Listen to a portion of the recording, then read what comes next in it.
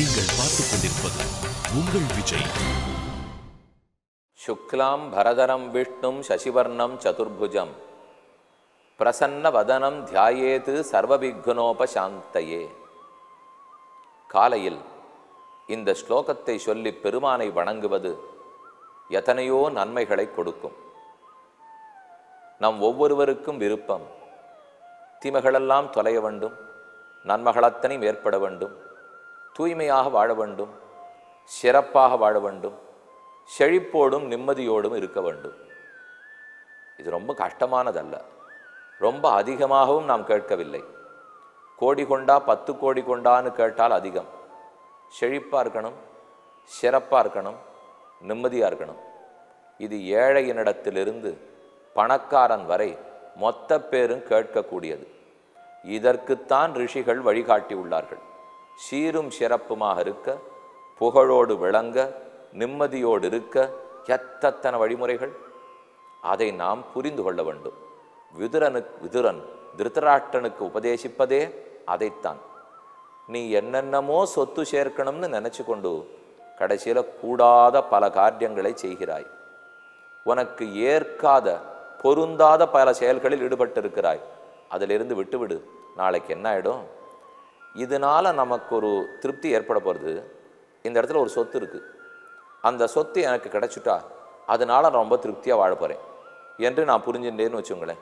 சில பேருக்கு ஒரு சொத்தில் கண் இருக்கும், அந்த சொத்து எப்படியா நம்மக்கிட்ட வந்துடணும் அப்படின்னு நாம் நினைப்போம். அந்த சொத்தை வரவழைக்கிறதுக்காக நிறைய செயல்களில் ஈடுபடுவோம். அதில் பல மனஸ்தாபங்கள் வரும், பல பேரை விரோதிச்சுக்க வேண்டியதும் வரும், பல தீய நடத்தையில் ஈடுபட வேண்டியதுக்கும் வரும். தர்மம் அல்லாததை செய்ய வேண்டி வரும், பொய் பேச வேண்டி வரலாம், ஏமாற்ற வேண்டி வரலாம், அடிக்க வேண்டி வரலாம், ஆளை வச்சு உதைக்க வேண்டி வரலாம். அது பல இடத்துல கொலை அளவுக்கும் போயிடும். இப்படி வரிசையாக பலதை பண்ணி அந்த சொத்தை நான் அடைஞ்சு நாம் திருப்தியாக இருக்க முடியும்னு நினைக்கிறீங்களா? நிச்சயமாக அது முடியாது. ஆமாம் சுவாமி, அது நீங்கள் சொல்கிறது எனக்கு புரியுறது. ஆனால் அந்த தப்பு பண்ணிட்டு இருக்கிற அந்த கிரிமினலுக்கு அது புரிய மாட்டேங்கிறதே. யாரோ ஒருத்தர் கிரிமினல் கல்பிரேட்டு, அவர் இதை போல் பண்ணிட்டு இருக்கார், ஆனால் அது அவருக்கு புரிவதே இல்லையேனால் சொல்லி பார்க்கலாம், ஒன்றும் தப்பில்லை. ஏன்னா மனசுக்கு புரிதல்ங்கிறது ஒரு நிமிஷத்தில் வந்துடும். நிமிஷ போதில் மனசு மாறிடும். உடம்பு மாறுறது சுலபத்தில் மாறாது. நான் ஒரு மாதிரி உட்காந்து பழகிருக்கேன்னா மாற்றி உட்காருங்கன்னா எனக்கு உட்காரது கஷ்டம். இப்படித்தான் பேசி பழகிருக்கேன்னா மாற்றி பேசுங்கன்னா பேசுறது கஷ்டம். ஆனால் நினைவு மனம் மாறுவதுக்கு நேரமாக முடியாதே. நேற்று வரைக்கும் நல்லவன் நான் நினச்சிருந்தேன், நாளையிலேருந்து கெட்டவன் ஆகிட போகிறேன். நல்லவன்லேருந்து மெதுவாக கெட்டவன் ஆகிறான்னா, இல்லை கெட்டவன்லேருந்து மெதுவாக நல்லவன் ஆகிறா? ஒரு தப்பு பண்ணியாச்சுன்னா அடுத்த நிமிஷம் கெட்டவன், தீயவன். இதுக்கு ஒன்றும் ஒரு ப்ராசஸ்லாம் கிடையாது. ஆனால் உடம்பை சரிப்படுத்துறதுங்கிறது ப்ராசஸ். சுவாமி, அவருக்கு முட்டியில் ஏதோ ஆக்சிடென்ட் ஆச்சு, ஃப்ராக்சர் ஆச்சு, அதனால் மாவு கட்டெல்லாம் போட்டிருக்கு, இப்போ பிளேட்டெல்லாம் வச்சு ஆப்ரேஷன்லாம் பண்ணியிருக்கா, இப்போ தான் அதெல்லாம் எழுந்து நடக்க ஆரம்பிச்சிருக்கார். ஒரு 2 மாதம் மெதுவாக பிடிச்சின்னு நடந்து தான் சரியாக வரணும். இது புரியுது. அதே போல் மனசு கூட ஒரு 2 மாதத்திலே மெதுவாக உண்மை பேசலான் இருக்கார். 2 மாதத்திலே புறத்தியார் சொத்துக்கு ஆசைப்படலேன்னு ஒத்துருக்கார். இப்படி நம்ம கேட்டதே கிடையாது. ஏன்னா நல்லவன் ஆயிடணும்னா சட்டுன்னு தான் ஆகணும், தீயவன் ஆயிடணும்னா உடனே ஆயிட போகிறான். அதுக்கு ப்ராசஸ் கிடையாது. ஆக நாம் புரிஞ்சிக்க வேண்டியது, நல்லவனோ தீயவனோ சடக்கென்று மாறிவிடுகிறோம். அந்த நினைவு, ஒரு நிமிஷத்து நினைவு இத்தனை ஆபத்தையும் நமக்கு கொடுத்துடுறது. நினைவை நல்ல நினைவாக வச்சுக்கணும். அந்த நினைவு நல்லதாக இருக்கிறதுக்கு வழி என்ன தெரியுமோ? நல்ல நினைவுடையவர்களோடு தோழமை கொண்ட வேண்டும். நாம் தீய நினைவு இருக்கிறவாளோட தோழமை வச்சுட்டோம்னால் நம்மளும் தீய நினைவோடு தான் இருப்போம். நல்ல நினைவு இருக்கிறவாளோட நட்பு கொண்டால் அப்போ நம்மளும் நல்ல நிலவோடு ஆயிடுறோம். இப்போ இந்த இடத்துல ஒரு ப்ராப்ளம் வரப்போகுது பாருங்கள். இது முன்னாடியா அது முன்னாடியா, விதை முன்னாடியா செடி முன்னாடியா? இந்த ரெண்டுத்துக்கு ஒரு குழப்பம் இருந்துகிட்டே இருக்கு பாருங்க. அதே போல் நல்லவர்களோட நட்பு வச்சுட்டா நான் நல்லவன் ஆகிடலாம். ஆனால் நான் நல்லவனாக இருந்தால் தான் நல்லவர்கள் சேர்த்துப்பார்கள். நான் நல்லவர்களோட கூட சேர்ந்து இருக்கணும், சத் சங்கத்தில் இருக்கணும்னாலே நான் சத்தாக இருக்கணுமா? அப்போ தான் அவர்கள் சேர்த்து கொள்வார்கள். ஆனால் நான் சத்தாக இருக்கணும்னா இருந்தால் தான் அவளோட சேர முடியும், அவர்களோட சேர்ந்தால் தான் சத்தாக இருக்க முடியும். இது என்ன சுவாமி, 2 குழப்பமாக இருக்குது. இப்போ இது அது வரணுமா, அது இது வரணுமானால் முதல்ல நாம் சுமாரானவர்களாக இருந்தால் கூட சத்துக்கள் தங்கள் கோட்டியில் நம்மளை சேர்த்துப்பா. ரொம்ப விலைக்கு விட்டுவிட மாட்டா. கொஞ்சம் நல்லவனாக இருந்தால் கூட சேர்த்து விடுவா. அதுக்கப்புறம் அவர்களோட சேர்ந்து பழகி பழகி நம்ம நன்மையை வளர்த்து கொள்ள வேண்டும். இவ்வளவுதான் செய்ய முடியும். ஆக சாது சமாகமம், சத் சங்கம், நல்லாரோடைய நட்பு இது இருந்தால்தான் நானும் நல்லவனா வளர முடியும். எனக்கும் நல்லவர்களுக்கும் ஒத்த கருத்து இருக்கணும், எனக்கும் நல்ல பக்திமான்களுக்கும் ஒத்த ரகசியம் இருக்கணும். இப்படி இருந்தால் அந்த நட்பு குறையவே குறையாது. இதுதான் சிறந்த நட்பு, இதை கொண்டு தான் வாழ்க்கையில முன்னுக்கு வரணும் என்று ரொம்ப அழகா சொல்லியிருக்கார். இப்படி இல்லைன்னு வச்சுங்க, அப்ப அது கூடாத நட்பாகி விடுகிறது. நமக்கு தெரியுமே, துரியோதனனும் கூடவே கர்ணனும் நட்பு கொண்டார்கள். ஆனால் அது ரொம்ப நாள் நீடிச்சுதா பாருங்க? இல்லையே. இவனுக்கு அவனுக்கு நீடிச்சுதான்னா ரொம்ப நாள் கூடத்தான் இருந்தா. பிராணம் போற வரைக்கும் துரியோதனன் கர்ணன் 2 பேரும் ஒன்னாத்தான் இருந்தா. ஆனா அந்த நட்பு கடைசியில என்னாச்சு? 2 பேரையும் முடிக்க வைத்ததே. அதை சொல்ல வந்தேன். இப்போ நீடிச்சதானா நட்பு நீடித்தது உண்மை. ஆனா அந்த நட்பு நீடிச்சதுனால என்னாச்சு? 2 பேருக்குமே பிராணன் போயிட்டு 2 பேருமே மரித்தார்கள். இந்த நட்புனால நல்ல லாபமே இல்லை. அப்ப இப்படி ஆயிடும். ஒருத்தர் தப்பிக்கணும்னு இருந்தா நட்பே முறிஞ்சு போயிடும். ஒருத்தர் நல்லவர், ஒருத்தர் தீயவர். ஆனா அந்த நல்லவர் தப்பிச்சாகணும். அப்படின்னா எப்படியாவது அந்த நட்பு முறியணும். முறிஞ்சு இந்த தீயவரை வெளியில ஏத்தினா தான் நல்லவரை காப்பாற்ற முடியும். அது ஒரு வகை. இன்னொரு வகை, 2 பேருமே நல்லவர்கள், ஒத்த கருத்துடையவா, நட்பு குறையவே குறையாது, நல்லதுலேயும் முடிஞ்சு போயிடும். 2 பேருமே கெட்டவா, அப்பவும் ஒத்த கருத்து இருக்குமோ இல்லையோ? நான் இப்போ இத்தனை நேரம் சொல்லிட்டு இருக்கிறது, ஒரு மனசு, ஒரு கருத்து, ஒரு புத்தி இருந்தால் நட்பு நீடிக்கும். நீடிச்சது 2 பேருக்குமே தீமை. கர்ணனுக்கும் சரி துரியோதனனுக்கும் சரி தீமையால் ஏற்பட்ட நட்பு. அந்த நட்பு ரொம்ப நாள் நீடிக்கும். ஆனால் அந்த நட்புனால 2 பேருக்கும் தலையில இடி விழுந்தா போல முடிஞ்சு போடும். அதைத்தான் நாம அவர்கள் கதையிலேருந்து புரிந்து கொள்ள வேண்டும். அதே போல துருபதன் துரோணன் 2 பேரும் ரொம்ப நெருங்கிய நண்பர்கள். இத்தனைக்கும் துருபதன் அரசன், துரோணர் அந்தணர். இவரிடத்துல காட்சி கிடையாது, அவர் பெரும் செல்வந்தர். அந்த நட்பு இருந்தது, கடைசியில முறிஞ்சுதே. நமக்கே தெரியும் இல்லையா? நல்ல வேளை அதுக்கப்புறம் துருபதன் திரௌபதியை பெற்றான், திருஷ்டத்யும்னனை பெற்றான். அந்த திருஷ்டத்யும்னனே துரோணாச்சாரியரை முடித்தே விட்டான். நீங்கள் பார்த்துக் கொண்டிருப்பது உங்கள் விஜய். துருபதன் துரோணன் 2 பேரும் ரொம்ப நெருங்கிய நண்பர்கள். இத்தனைக்கும் துருபதன் அரசன், துரோணர் அந்தணர். இவரிடத்துல காட்சி கிடையாது, அவர் பெரும் செல்வந்தர். அந்த நட்பு இருந்தது, கடைசியில முறிஞ்சுதே. நமக்கே தெரியும் இல்லையா? நல்ல வேளை அதுக்கப்புறம் துருபதன் திரௌபதியை பெற்றான், திருஷ்டத்யும்னனை பெற்றான். அந்த திருஷ்டத்யும்னனே துரோணாச்சாரியரை முடித்தே விட்டான். ஒரு நட்பு முறிஞ்சு எவ்வளவாச்சு பத்திடா? துரோணர் துருபதனை பார்த்து கூறுகிறார், ந தரித்ரோ வசுமதின் நாவித்வான் விதுஷா சகா. ரொம்ப தரித்திரன், ஏழை. அவன் பணக்காரனோட நட்பு வச்சுக்கிறது ரொம்ப கஷ்டம்.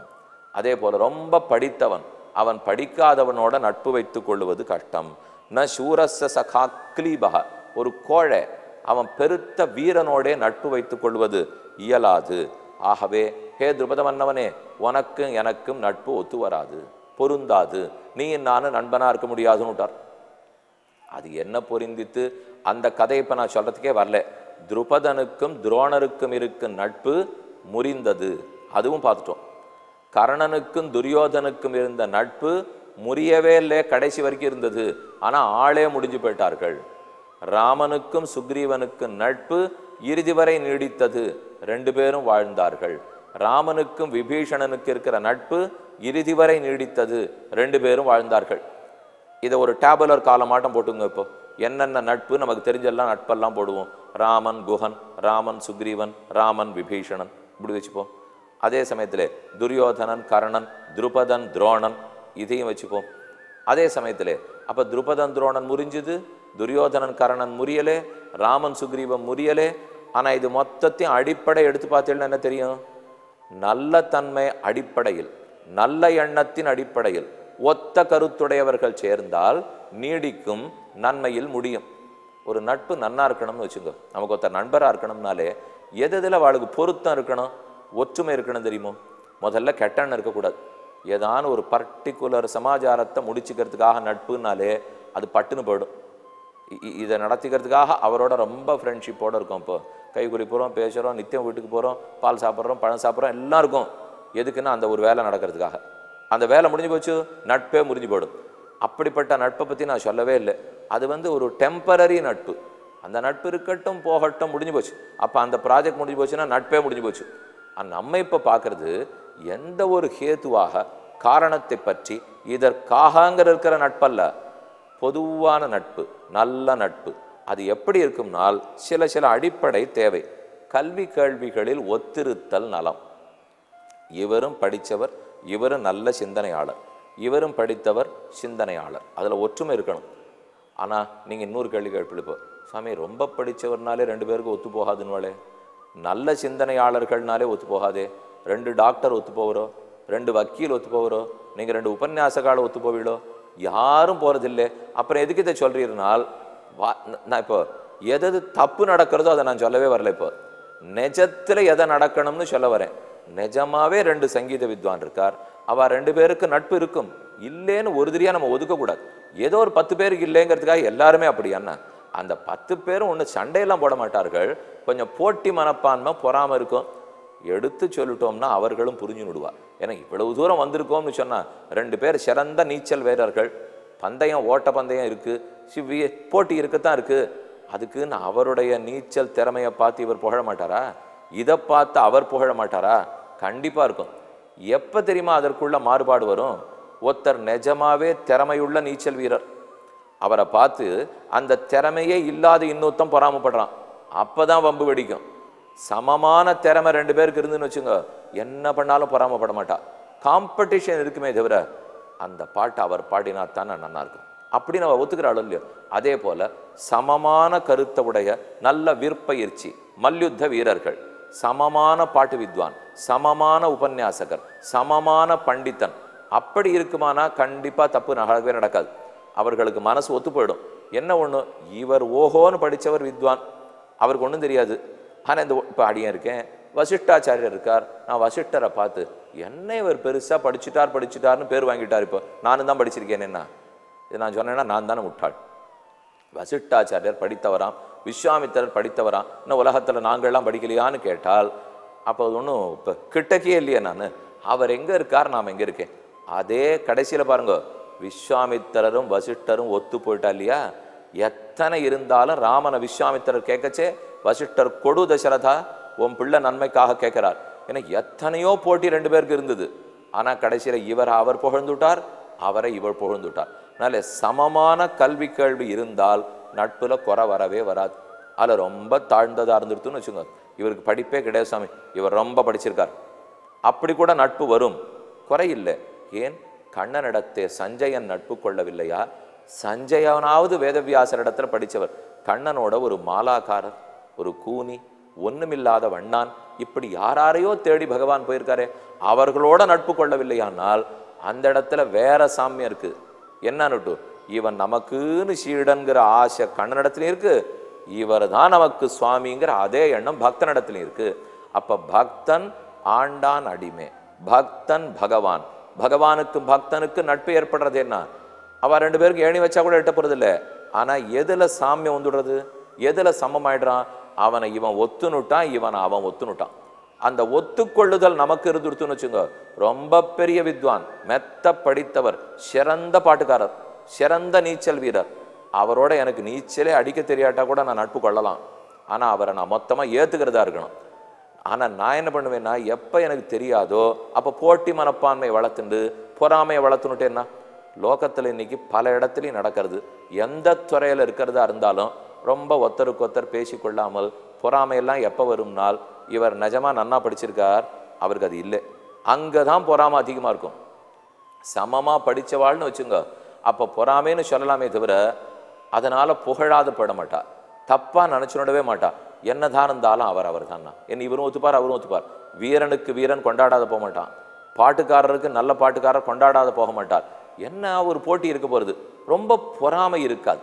பொறாமை எப்போ வரும்னால், நம்மால் அங்க கிட்டக்க போகவே முடியாதேன்னு தோன்றது பாருங்க, அப்பதான் பொறாமை அடியெடுத்து வைக்கும். நீங்கள் பார்த்துக் கொண்டிருப்பது உங்கள் விஜய். வீரனுக்கு வீரன் கொண்டாடாத போக மாட்டான், பாட்டுக்காரருக்கு நல்ல பாட்டுக்காரர் கொண்டாடாத போக மாட்டார். என்ன ஒரு போட்டி இருக்க போறது, ரொம்ப பொறாமை இருக்காது. பொறாமை எப்போ வரும்னால், நம்மால் அங்க கிட்டக்க போகவே முடியாதேன்னு தோன்றது பாருங்க, அப்பதான் பொறாமை அடியெடுத்து வைக்கும். ஆக ஒத்த மனம், ஒத்த கருத்து, அது ஒன்று சொல்றார். ஒத்த புத்தி, ரெண்டு பேரும் ஒன்னான அறிவு. அறிவு வேறே மனம் வேற இல்லையா? நினைப்பதற்கு மனம், நல்ல சிந்திக்கும் ஆற்றலை வளர்த்துக்கிறதுக்கு அறிவு, ரகசியம், இந்த மூணு ஒன்னா இருக்குமானால் அந்த நட்பு குறையாது.